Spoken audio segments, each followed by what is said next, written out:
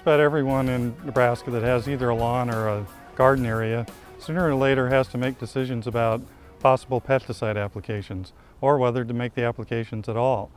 You may not be aware of some potential consequences that can happen when you do make these pesticide applications if they're done improperly or in the wrong areas. Probably the best way that you can use to help prevent those kinds of misapplications or unintended consequences is through IPM.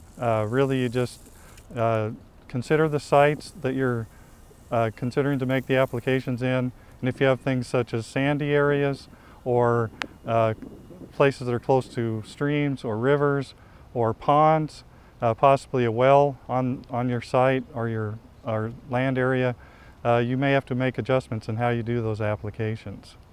Another approach that you can use to help prevent unintended consequences is through the selection of the pesticides that you use. You want to use pesticides that are least likely to move off the site and find their way into water supply areas. The most common way that this is going to happen is through storm drains in streets in cities and towns across the state. And so if you choose pesticides that are less likely to drift or leach or move off that site, you're going to prevent those kinds of problems from occurring. Another thing that can be done to help prevent unintended consequences is through the use of a simple device such as this right here. It just attaches to your garden hose, and if you're filling a larger spray application equipment, it prevents any backflow or siphoning that might happen, and which would actually contaminate the water supply in your community. Timing is another important aspect to consider when making pesticide applications. You of course aren't going to want to apply a herbicide during a strong wind. Also, you need to think about, is it too early in the spring? Or is it late in the fall when the soil may have been frozen already, or too cold to make those applications where they might make sense?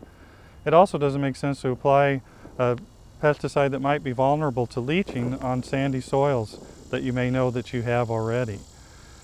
So if you do have considered all these things, if you've looked at integrated pest management, you're using good common sense, you've decided that you do need to make a pesticide application, you should kind of keep few things in mind. One is the storage of the pesticide. If you store it in a shed or something that's close to a stream that you might have a flood, that could actually contaminate the water quite easily. So you want to have these storage areas well above whatever the high water mark in your area is. The other thing to think about in storage is if you have a small spill, whether it's granules or liquid, you need to clean that up immediately. Of course, the obvious thing to think about when you're making a pesticide application is that you want to stay away from these vulnerable areas. You might not think about it, but your backyard pond that has fish in it, if you're making a granular application of an insecticide, for instance, you may end up killing those fish in that pond. Another thing to think about is granules are the most common application in turf areas. Often you try to get right to the edge of the turf, and as you're doing that, you're inevitably going to get granules on that sidewalk area. So you need to be sure to sweep those up thoroughly after you've completed that application so that those granules are less likely to move off the site.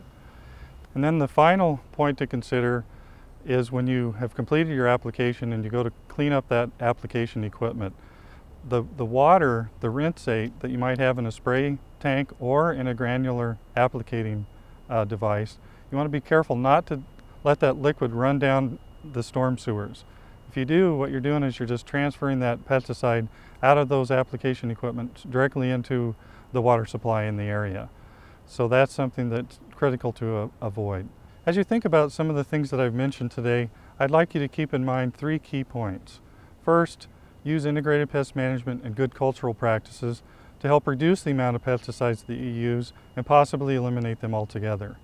When using pesticides, keep in mind some of the practices that I mentioned to help prevent unintended consequences and potential contamination of water supplies through all aspects of the applying, the mixing and loading, the cleanup, storage, all those aspects that I've mentioned.